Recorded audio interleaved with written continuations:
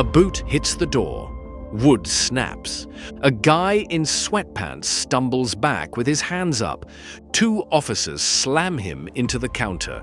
His breath goes sharp. He keeps saying the same thing. Not a speech, just one word over and over. No, no, no. You're under arrest on suspicion of both conspiring to supply Class A controlled drugs, mainly cocaine. His phone is on the table, still unlocked. A plate with a white line, a rolled bill, and above the couch, Scarface poster, Tony Montana staring down like a warning. One officer doesn't look impressed. He looks relieved because he's seen that poster before, and it usually means the same thing.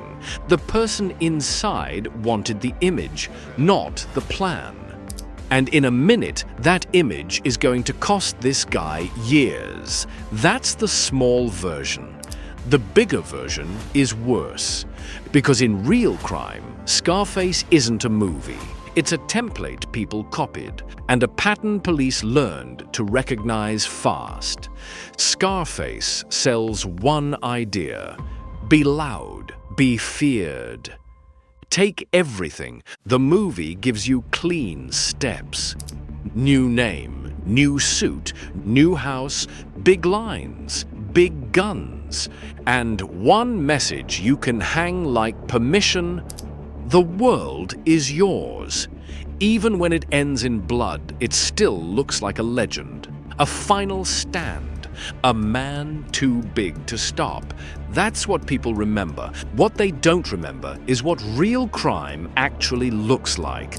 Real life isn't a montage. It's a camera in a corner of a shop, a receipt timestamp, a phone in an evidence bag, a chair in an interview room. And copying a movie doesn't make you dangerous. It makes you predictable. Scarface doesn't just inspire people. It teaches them to perform. A poster on the wall. A nickname on a burner phone. A photo with a gun held sideways for the camera. Stacks of cash fanned out like props. That performance leaves traces, and traces get you caught. But caught isn't the worst part, because some people didn't just copy the poster. They built the movie into places where real people were held. Start smaller.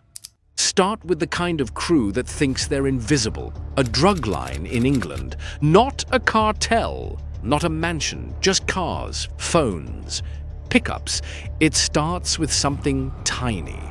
A suspicious car, a stop, a thread. Police pull at it. They track movements. They connect towns. They watch the same vehicle leave one city and show up in another. The resupplier drives down to London. Cash goes one way. Cocaine comes back the other way. Not in bricks. Not in designer bags, wrapped in folded lottery tickets. That's reality. Cheap packaging, fast handoffs. Then the morning comes. Multiple doors, multiple teams, multiple arrests. Inside the searches, it's not glamour. It's clutter. Cash in bundles, jewelry, extra phones. Small wraps ready to move. And one thing matters more than everything else. One phone line. Because the movie never tells you this part. Most empires aren't empires. They're a single device and a list of numbers. Police hit a flat in London expecting the phone to be there. They force entry, and the man inside doesn't reach for a gun. He reaches for the phone. He panics. He throws it out the bedroom window while officers are still coming in. The phone disappears into a neighboring garden. Now, the whole case balances on one question. Does that phone stay lost? Because if it stays lost, people talk less. People deny more. People walk. Then another detail kills the suspense. a dog handler, a dog. A search. They find the phone. Now it's in evidence. But it's locked, 6 digits, and police can't just try forever. So they do what real investigations do. They rewind life. They pull CCTV from a convenience store. Footage of the suspect paying. His hands, his eyes down, the exact moment he enters the code. They copy what he typed. Then the screen lights up in an evidence room. And it's over. Messages, orders, drop points, dates, contacts. Not legend, not mystery, a schedule. That's what Scarface never admits. Your power is usually just logistics. And logistics can collapse in one night. That case ends in court. Sentences stack up. Decades. All because of 6 digits typed on camera. In the movie, the world can't touch you. In real life, a camera above a checkout can. But that's still the clean version. Because next, the poster isn't in an apartment. It's inside a place built to hurt people. A witness describes a cartel safe house, ordinary outside. Inside, a bar, a jacuzzi, pit bulls, and prisoners. Not as a rumor, not as a legend, as testimony. And here's the detail that changes the temperature. A top commander demanded it be Scarface themed. Not kind of like. Not the vibe. Scarface themed. He wanted a blown-up image from the movie, Tony Montana face down in cocaine, hung on the wall like it mattered. The witness explains why.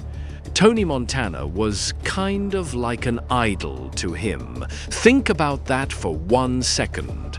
A fictional character becomes an idol. An idol becomes decoration. Decoration becomes a backdrop for real decisions, and the witness describes those decisions. Killings ordered while men sit in that place.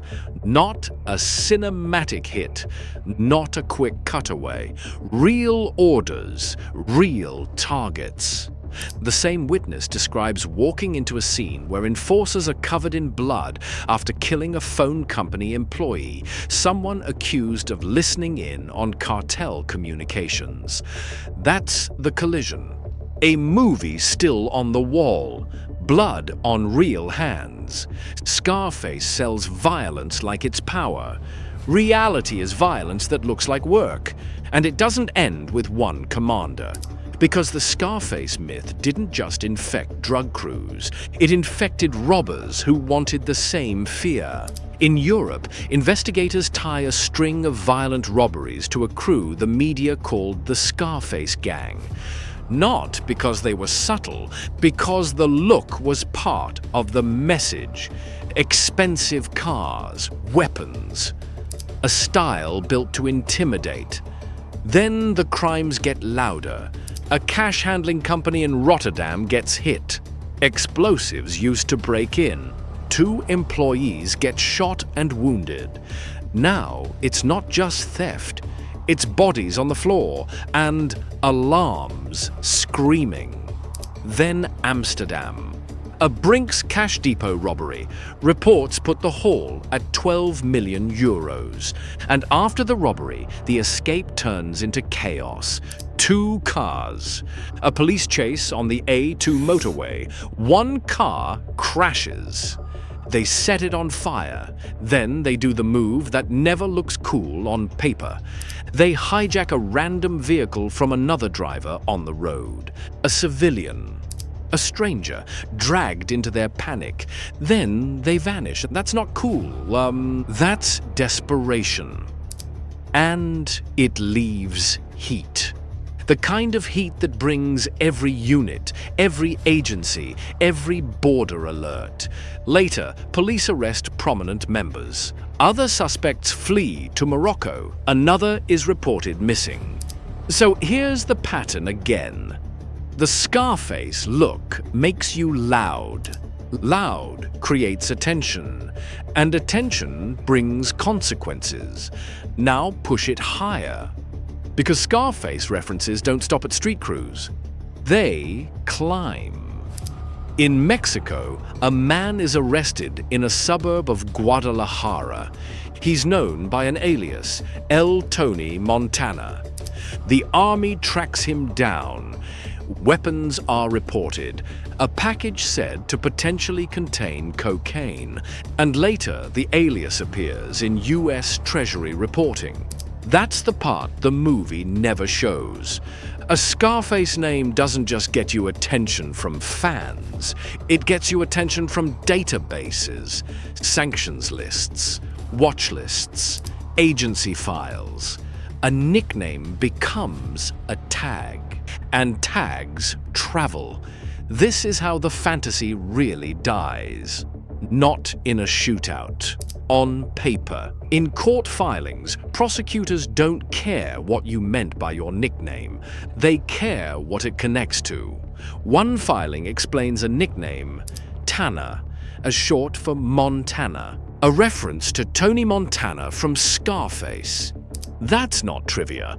That's the system turning pop culture into a handle. A searchable piece of language, a way to tie a persona to a person, to a phone, to a car, to money moving. In the movie, you pick your name.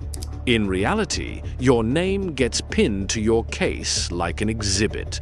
So look at the chain. It keeps repeating. A drug crew runs on one phone. Police sees it. A man panics and throws it out a window. A dog finds it. CCTV gives up the passcode, and the whole network opens. A cartel commander worships Scarface, builds a Scarface-themed safe house. People are held there.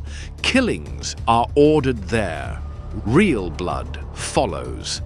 A robbery crew copies the movie's posture, uses explosives, shoots employees, runs for the highway, burns a crashed car, hijacks a stranger's vehicle, then gets hunted until people are arrested, flee, or disappear.